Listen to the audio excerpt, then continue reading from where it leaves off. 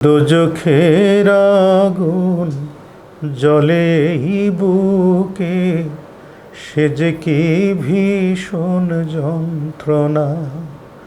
ঘুম নেই চোখে, রাত জেগে থাকা, এ যে কি ভীষণ যন্ত্রণা।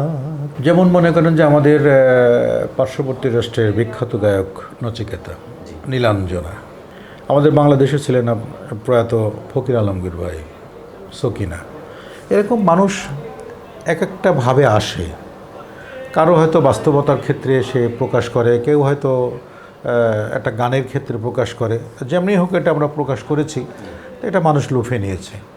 তা লুফে নেওয়ার পরে তখন আমরা যেহেতু এটা আমরা ক্যাসেট আকারে তখন বের করতাম, এর সাথে বিজনেসটাও সংশ্লিষ্ট ছিল। যখন অঞ্জনা শব্দটি মানুষের কাছে, কোটি কোটি মানুষের কাছে ভালো লাগার একটা বিষয় হয়ে গেল, তখন এটাকে আমরা আর ছাড়ি নাই।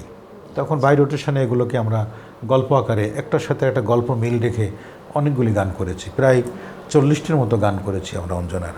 তা সেই এখনও পর্যন্ত কিন্তু এটা ব্যাপক চাহিদা রয়ে গেছে। অনেকে মনে করেন যে ভিতরে কী না জানিয়ে আছে, কোথায় কী হচ্ছে। যাই কিছু থাকুক না কেন, এখন শুধু পাবলিক প্রপার্টি হয়ে গেছে এটা। স্বপ্ন, সাধনা, ভাবনা মানুষের বিভিন্ন মুখী থাকবেই। যেমন আপনি দেখেন, একটা কালার পরে এসছেন, আমি এক কালার পরে এসেছি, কারোর সাথে কারো চিন্তার মিল হবে না। আমি কোন চিন্তায় কাজ করছি, আপনি কোন চিন্তা করছেন, কি ভাবছেন, আপনার ভাবনার সাথে আমার ভাবনা আংশিক মিলতে পারে, বাট হুবহু মিলা খুব মুশকিল।